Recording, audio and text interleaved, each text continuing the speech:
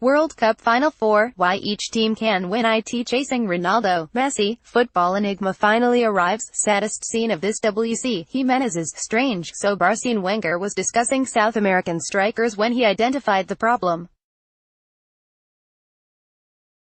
In Europe, street football is no more. You have to be shrewd, you have to show that you are good, you have to fight. When it is all a bit more formulated, then it is developing your individual skill, but your fighting attitude less. We have lost a little bit of that in football. In Uruguay, the word that is often used to describe this savvy is garra, a term meaning something between grit and guts, but perhaps with a hint of cynicism thrown in. It is a characteristic that has been missing from Arsenal's midfield for too long. The 22-year-old Lucas Torreira may be young, but he has the traits that can make the difference. Uruguay's Lucas Torreira jumps for the ball with France's Kylian Mbappé. Source: App. Marcello Donatelli was Pescara's assistant manager during the club's promotion season in 2015-16 and got to see Torreira's qualities up close. One of the first words that he reaches for is garra, but he insists there is much more to Torreira than that. His technique, his determination and his tactical intelligence always impressed me. Donatelli told Sky Sports, he has always been strong in understanding those defensive tactical aspects, and he is very mature tactically in terms of how he reads the game. He can cope with the gaps that emerge in midfield with great intelligence, and he covers very well. He is the one who corrects the spaces and cuts out the passes between the lines in the defensive phase. After Sergio Busquets, he is tactically the strongest midfielder in Europe. Torreira's tale is one of hard work and commitment. He left his home in Fray Bentos at the age of 16 to pursue his ambitions in Montevideo, moving in with his sister Estefania and getting the bus to training each day. When his club Wanderers sent a group of youngsters on trial to Pescara in Italy in 2013, Torreira's name was initially not even on the list. He had to fight for his chance.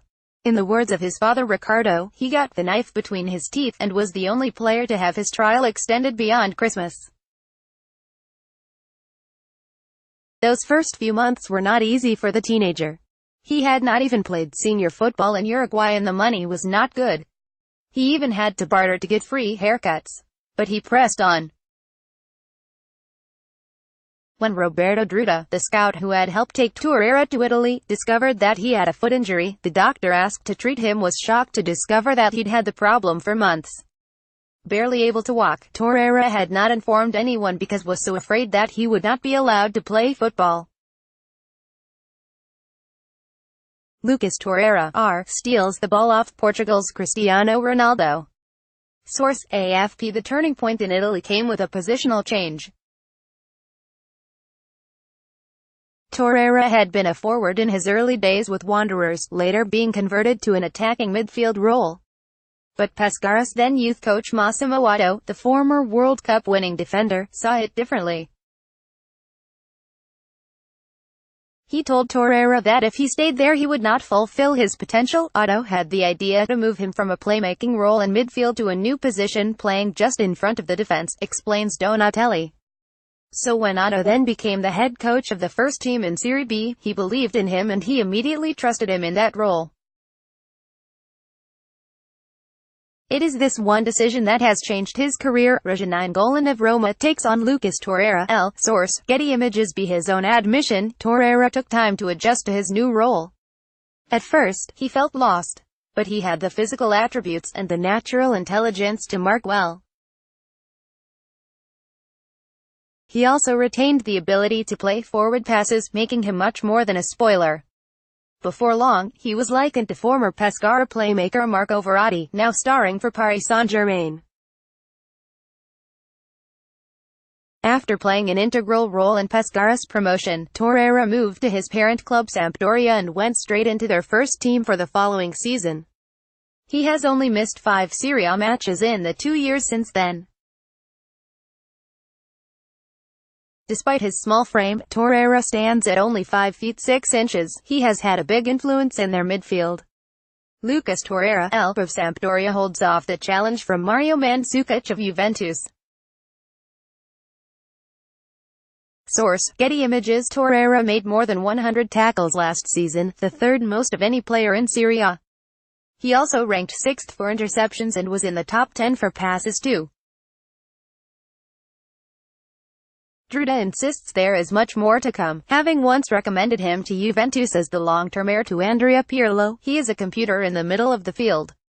There is nothing to add. Rumor mill: Neymar demands that PSG sign Luis Suarez. Gunners sign Torreira. Lucas Hernandez of France consoles Lucas Torreira. Source: Getty Images. This is the player that Arsenal are getting. A person still thrilled by his rise and the trappings that come with it. He recently bought a butcher's shop for his family and Frey bentos. A youngster who only made his debut for Uruguayan in March. But significantly, someone who now has World Cup experience and plays with a maturity that belies his years. As Unai Emery looks to reshape Arsenal in the wake of Wenger's exit, he is dealing with two seemingly conflicting challenges. The new manager needs to bring in some young players to freshen up the squad, but he must also bring greater tactical experience to the team's work. Unusually, Torreira and his Gara can help to address both of those issues. This article originally appeared on Sky Sports.